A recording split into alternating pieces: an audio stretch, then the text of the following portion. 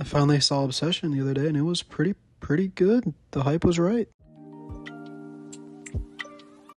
So last week I finally saw Obsession. I'm not usually a big horror movie guy. The recent horror movies that have gotten like crazy hype, like Sinners and Weapons last year, just really weren't too good for me. They didn't do it. So I went in this movie pretty skeptical. I also don't really see the appeal of horror movies like comedies. You want to like have something funny, like action movies. You want to watch something cool. Dramas are like really intense or like engaging sometimes. Horror movies, it's like you just want to be scared, and I'm not really like actively looking to be scared, I guess. So the selling point just isn't that great either. But this one's pretty good. Um, First and foremost, this isn't really anything the movie did, but the theater experience was hilarious. There's that scene where Bear says, "No, Nikki, I like you as a friend," before the wish happens, and the entire theater groaned. And that kind of set the tone. It was pretty funny. Lots of oh hell no's. Pretty hilarious. Um, but like my biggest draw to it, I think, was that it was kind of realistic. I'm a big fan of movies and shows that are take like a mundane, like real setting plus like activity slash event slash whatever you want to say, and make it like make it a lot more dramatized and engaging that way. I don't know why. It's really fun. I've been on a kick lately. Like White Lotus, Crazy Stupid Love, stuff like that. Oh, Beef. Beef's a great example of this. Both seasons, awesome show.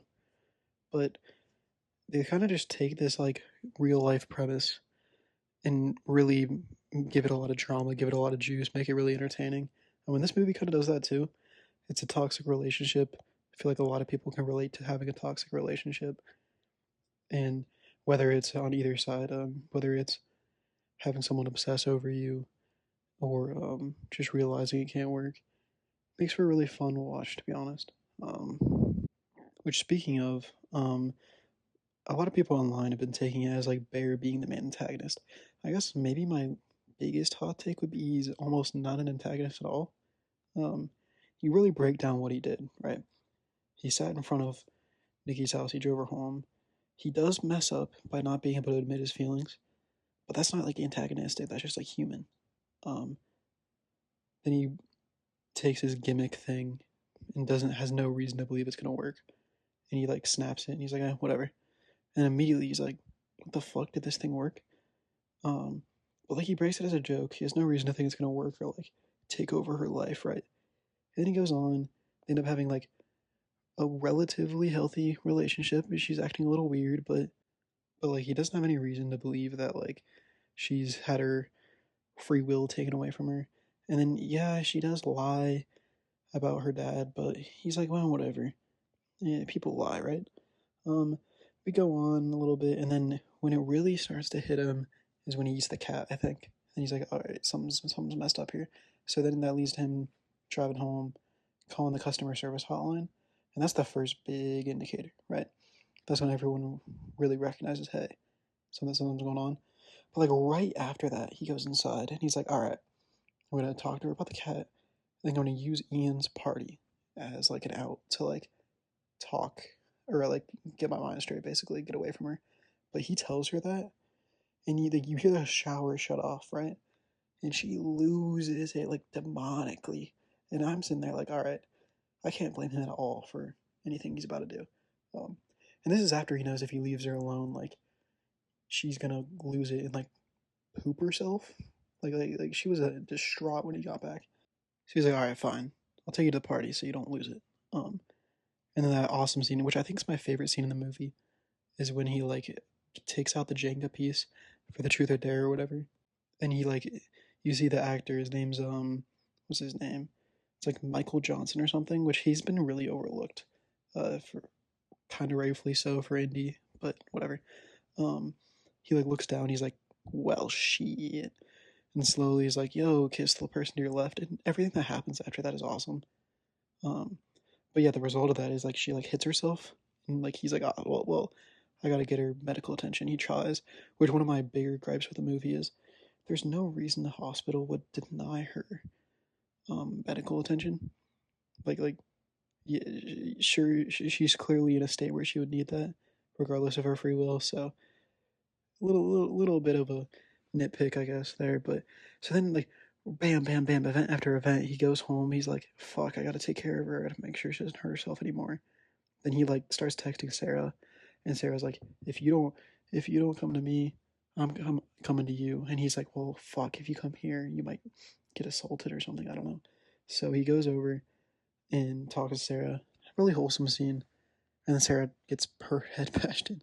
Um, which so it's like bam, event after event after event, and then so finally he has emergency, and it's like through all this, there's not a whole lot for me to be like, yo, Bear, like you're the antagonist. Like, okay, there is a moment where he has a few moments of like real or where he should have realized something was up sooner. And there's one specific one where she goes like, no, no, no, no, or whatever, the really famous one. I mean, then right after that, after he's super creeped out, he kind of just like bangs her right after. I thought that was really strange. Felt really out of place for his character, and yeah, I'm not a fan of that part. But other than that, like, I think Bear's like a really good example of like a normal guy being put through like a crazy situation. Like, there's no way any of us could like look at that situation and have like rightfully navigated through it. And here's the big kicker. So when he finally realizes I got to do something, his options are either to make a new wish, which like we all know he monumentally fails at, but then killing himself. And like a normal person isn't just gonna willy nilly kill themselves, right? And obviously he's not gonna kill her, even though he asks her to. Oh, I forgot to mention, he fully realizes that Nikki's like possessed when she takes over and she's like, yo, kill me, before he goes to leave Sarah. And that's like the big time where he's like, okay, yeah, like there's no hope here. I was never with her. This was never even like a fraction of a thing that exists. And then we all know how the movie ends, which is also like where Nikki's left off. It's like, well, she's kind of just screwed. Like, obviously she already went through all this possessed stuff, and now she's just like clearly the murderer of this everything. Like, there's no way she could cover that up, which is really unfortunate. I'm probably not supposed to think about it that deep, but yeah. Another slight nitpick I have is like if something like this really existed and is proven to work, like, it would be way more widespread knowledge. Like, I know he goes on Reddit and like asks people like, yo, hey, is this legit? And Reddit's all like, no, yes, no, like it's conflicted. But like, if this really existed, there would be way more people being like, yo, I just got rich, yo, what is this? Like, this is crazy.